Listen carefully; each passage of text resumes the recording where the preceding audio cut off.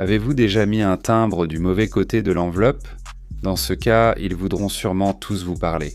Blague à part, un groupe d'agents spéciaux redoutables protège et enquête sur tout ce qui concerne le courrier. C'est une agence unique avec un groupe d'agents des forces de l'ordre appelé Service d'inspection postale des États-Unis. Pourquoi existe le service d'inspection postale? Quelles sont ses missions et comment devenir inspecteur postal? Nous répondrons à ces questions et plus. Salut à tous, je suis Vinny le vétéran, la voix de General Discharge.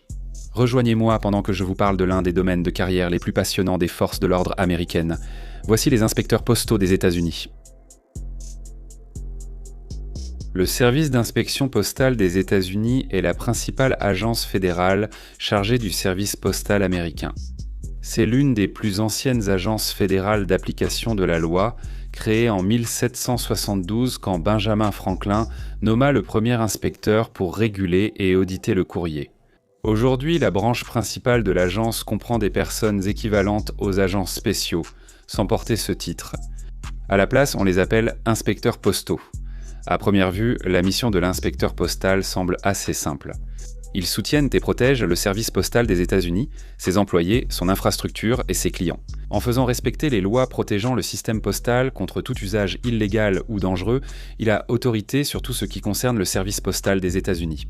Si vous volez un facteur, envoyez des drogues illégales par la poste ou ouvrez le courrier de quelqu'un d'autre, les inspecteurs postaux auront l'autorité d'enquêter sur vous.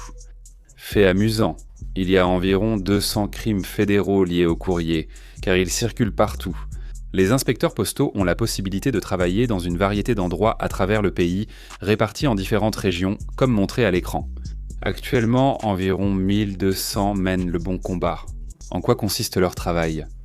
Pour faire simple, les inspecteurs postaux sont répartis en équipes qui enquêtent sur un type précis d'infraction ou sur différentes sortes d'infractions. Celles-ci incluent crimes externes, stupéfiants, fraude postale, violence au travail et sécurité. Les crimes externes touchent surtout le vol de courrier et d'identité. Les stupéfiants, c'est assez explicite. Cependant, ils ont une fonction différente de celle de la Drug Enforcement Administration. Les inspecteurs postaux ciblent le retrait des drogues et le suivi des colis, tandis qu'un agent de la Drug Enforcement Administration se focalise sur les transactions directes. La fraude postale peut donner lieu à des affaires juteuses, car il existe des escroqueries de plusieurs millions de dollars sur lesquelles ils travaillent. La violence au travail implique de gérer les incidents entre employés et, côté sécurité, de protéger des zones sensibles et des employés clés comme le maître de poste. L'expérience d'un inspecteur postal varie selon qu'il travaille dans une grande ville, en banlieue ou en zone rurale. Compte tenu de leurs responsabilités, ils doivent suivre une formation avancée pour être opérationnels dès leur arrivée dans leur bureau. La formation nécessaire pour devenir inspecteur postal se déroule lors de la formation de base des inspecteurs, appelée Bureau d'instruction des télécommunications pour faire court. Le Bureau d'instruction des télécommunications est un cours de 16 semaines au centre Boltzer à Potomac, Maryland. Les candidats sont formés aux armes à feu, aux matières académiques, à la défense, à la condition physique et aux exercices pratiques.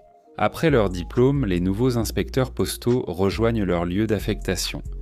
Mais se présenter à la formation est déjà un exploit en soi, pour ceux qui souhaitent devenir inspecteur postal. Vous devez savoir que le processus d'embauche est à la fois long et complexe. Prévoyez au moins 1 an, voire plus, pour être recruté. Je vais vous mettre le lien vers la page spécifique qui explique cela en détail, mais sachez simplement qu'il y a un processus en 11 étapes du début à la fin.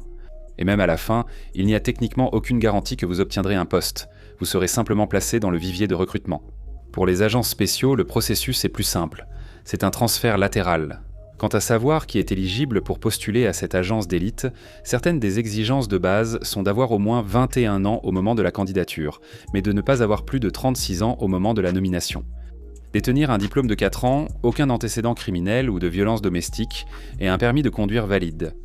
Les candidats doivent aussi être en bonne condition physique. Comme tous les agents spéciaux, les inspecteurs postaux doivent réussir un test d'aptitude physique. Leur test d'aptitude physique consiste en 1 minute de pompe au maximum, 1 minute d'abdominaux au maximum et une course d'1,5 miles. Lien dans la description vers leur directive du test d'aptitude physique pour les intéressés. Dans l'ensemble, le métier d'inspecteur postal est incroyable et épanouissant. Aucun inspecteur postal n'aura la même expérience. Et chaque jour peut apporter de nouvelles aventures et possibilités. Il existe bien plus de crimes associés au courrier qu'on ne le pense, et il arrive qu'on leur demande d'intervenir dans des affaires sans rapport.